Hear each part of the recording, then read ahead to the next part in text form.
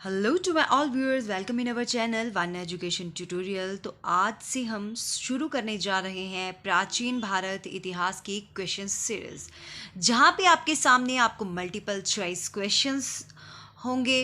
Clear? और इनके multiple choice questions हैं तो ऑब्वियस है इसके मल्टीपल आंसर्स के साथ हम एक के साथ बहुत सारे क्वेश्चंस को कवर करने की कोशिश करेंगे। सो होपफुली आपको ये बहुत ज़्यादा पसंद आएगी। So let's get start. First question है आपके सामने, यूनानियों ने भारतवर्ष के लिए किस शब्द का प्रयोग किया था? तो यूनानी लोगों के द्वारा भारत के लिए किस शब्द का प्रयोग किया गया था? ऑप्शन है आपके सामने इंडिया, हिंद, हिंदुस्तान, भारतवर्ष या फिर आर्यवर्त। तो यूनानियों के द्वारा भारत के लिए किस शब्द का प्रयोग किया गया था? इंडिया शब्द का प्रयोग किया गया था। तो यहाँ पे करेक्ट आंसर हमारा हो जाएगा India. Here that is our correct answer. Hind और हिंदुस्तान ये शब्द जो है ये किसके द्वारा दिए गए हैं? तो ये दिए गए हैं मध्यकालीन लेखक जो हुए उनके द्वारा ये शब्द दिए गए हैं, हिंद और हिंदुस्तान। किसके लिए? भारतवर्ष के लिए। नेक्स्ट वन आता है आपका भारतवर्ष। जो भारतवर्ष नाम है ये पाणिनि की अष्टाध्यायी में दिया गया है सर्वप्रथम भारतवर्ष।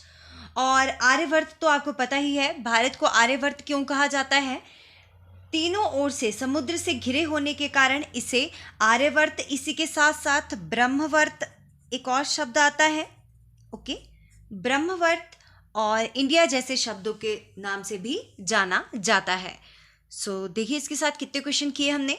नेक्स्ट क्वेश्चन है आपके सामने, भारत की मूलभूत एकता के लिए भारतवर्ष नाम पाणिनि द्वारा रचित डैश से लिया गया है। तो मैंने आपको ऊपर ही बताया भारतवर्ष नाम जो है ये पाणिनि के द्वारा रचित किससे लिया गया है? तो पाणिनि के द्वारा रचित ऑप्शन है आपके सामने अर्थशास्त्र, हर्षचरित, अष्टाध्यायी और मृच्छकटिकम। तो ये लिया गया है पाणिनि की अष्टाध्यायी से। So here Ashtadhyayi is our correct answer. Okay, तो यहाँ पे हम देख लेते हैं अर्थशास्त्र जिसकी रचना किसके द्वारा की गई? तो ये की गई थी कौटिल्य के द्वारा। और एग्जाम में पूछे जाते हैं कौटिल्य के अन्य नाम। तो कौटिल्य के अन्य नाम क्या क्या आते हैं? एक आता है आपका विष्णुगुप्त और दूसरा आता है चाणक्य। ओके, नेक्स्ट वन है हर्षचरित। तो हर्षचरित जो है इस ग्रंथ की रचना जो है ये किसके द्वारा की गई? तो हर्षचरित की रचना जो है ये की गई थी बाण भट्ट के द्वारा। किसके द्वारा? बाण भट्ट के द्वारा। ओके, नेक्स्ट पाणिनि की अष्टाध्यायी और मृच्छकटिकम। मृच्छकटिकम जो ग्रंथ है इसकी रचना किसके द्वारा की गई थी? तो ये की गई थी फ्रेंड्स शूद्रक के द्वारा। ओके, होपफुली देखिए यहाँ से भी 3 से 4 क्वेश्चंस आपके सामने बन गए हैं जो मोस्ट इंपॉर्टेंट है एग्जाम के पॉइंट ऑफ व्यू से। नेक्स्ट आता है मेगस्थनीज किसके दरबार या फिर किसके काल में भारत आया? किसके दरबार काल में भारत आया? चंद्रगुप्त मौर्य के समय, चंद्रगुप्त द्वितीय के समय, समुद्रगुप्त के समय या फिर हर्षवर्धन के समय? तो चंद्रगुप्त मेगस्थनीज जो है वो आया था किसके दरबार में? चंद्रगुप्त मौर्य के दरबार काल में आया। क्लियर? और उस समय जो है सेल्यूकस कौन था? सेल्यूकस था उस समय राजदूत। ओके, सेल्यूकस कौन था उस समय? राजदूत। मेगस्थनीज के द्वारा, मेगस्थनीज आया था चंद्रगुप्त मौर्य के दरबार में, उस समय राजदूत था सेल्यूकस। और मेगस्थनीज के द्वारा जो पुस्तक लिखी गई है उसका नाम क्या है? तो उसका नाम है इंडिका। नेक्स्ट वन आता है आपका चंद्रगुप्त द्वितीय। तो चंद्रगुप्त द्वितीय के शासनकाल में कौन आया? हमारा आंसर तो ये है मेगस्थनीज जो है चंद्रगुप्त मौर्य के शासनकाल में आया। चंद्रगुप्त द्वितीय के शासनकाल में कौन आया था? तो चंद्रगुप्त द्वितीय के शासनकाल में आया था फाहियान। कौन सी शताब्दी में? तो ये आया था 5वीं शताब्दी में। ओके, फाहियान चंद्रगुप्त द्वितीय के शासनकाल में आया और उसने क्या किया? जितनी भी बौद्ध धर्म की स्थिति थी उसके बारे में विवरण दिया गया है। किसके द्वारा? फाहियान के द्वारा। ओके, नेक्स्ट वन आता है समुद्रगुप्त। तो समुद्रगुप्त को क्या कहा जाता था? भारत का नेपोलियन। भारत का नेपोलियन इसे कहा जाता था। तो ये इसे किसने कहा था? तो ये कहा था इसे विंसेंट स्मिथ के द्वारा कहा गया है इन्हें भारत का नेपोलियन। और इसके बाद आते हैं हर्षवर्धन। हर्षवर्धन जो हैं इनके समय में आया था ह्यूनसांग। ह्यूनसांग आया हर्षवर्धन के समय में। ये नॉर्मली 629 ईस्वी में आया था और ये जो है लगभग कितने वर्षों तक, 16 ईयर्स तक भारत में रहा था। और इसके द्वारा जो पुस्तक लिखी गई है, हर्षवर्धन के द्वारा पुस्तक लिखी गई है सीयू की। ओके, नेक्स्ट आता है आपके सामने क्वेश्चन है, अशोक के शिलालेख किन किन लिपियों में उत्कीर्ण हैं? अशोक के शिलालेख जितने भी लिखे गए हैं वो कौन कौन सी लिपि में लिखे गए हैं? तो फर्स्ट ऑप्शन है आपके सामने ब्राह्मी और ग्रीक में, ब्राह्मी ग्रीक अरमाइक में, या फिर अरमाइक और ब्राह्मी में, या फिर ब्राह्मी ग्रीक अरमाइक और खरोष्ठी में। तो आपको पता है इसके अभिलेख जो हैं, ये अशोक के अभिलेख तो ये लिखे गए हैं ब्राह्मी ग्रीक अरमाइक और खरोष्ठी लिपि में।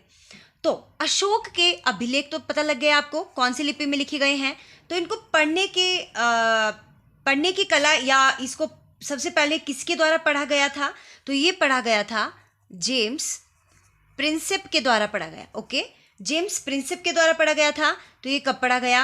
1837 में पढ़ा गया था। क्लियर? नेक्स्ट वन आता है, अल-बिरूनी का वास्तविक नाम क्या था?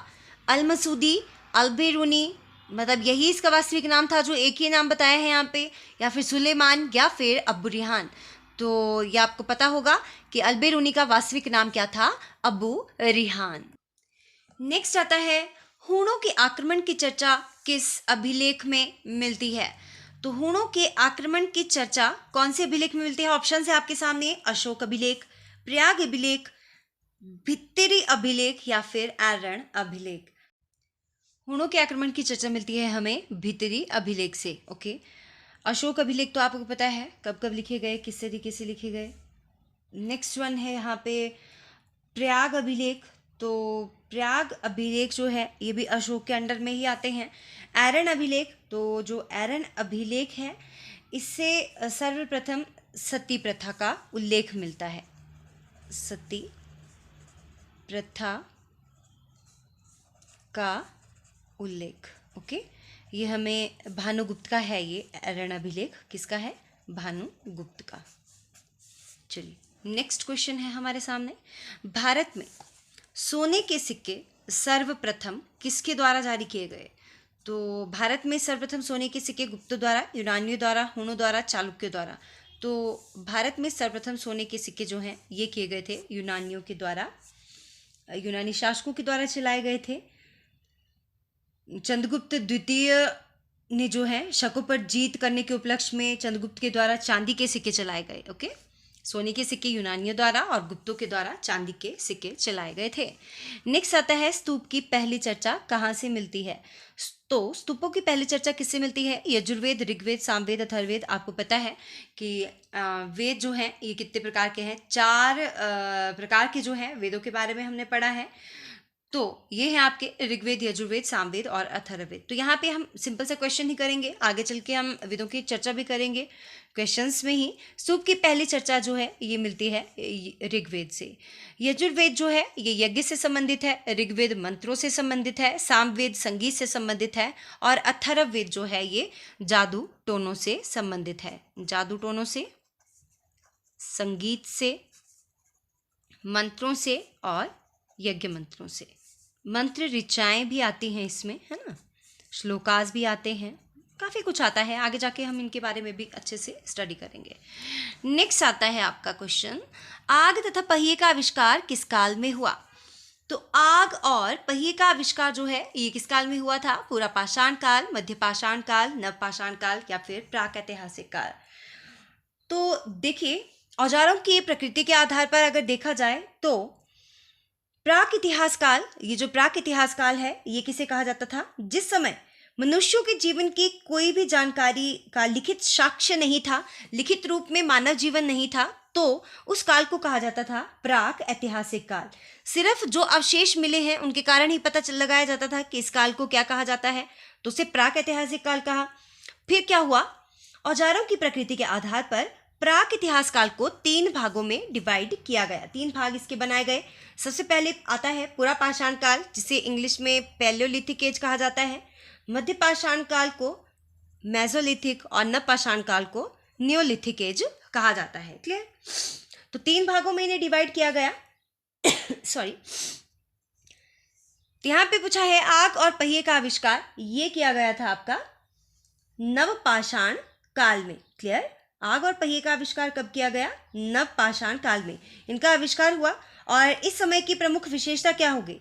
खाद्य उत्पादन हो गया, और इस पशुओं के उपयोग की जानकारी, स्थिर ग्राम्य जीवन का विकास हुआ था। कौन से काल में? नव पाषाण काल में। तो आग और पहिए का आविष्कार किस काल में हुआ? नव पाषाण काल में।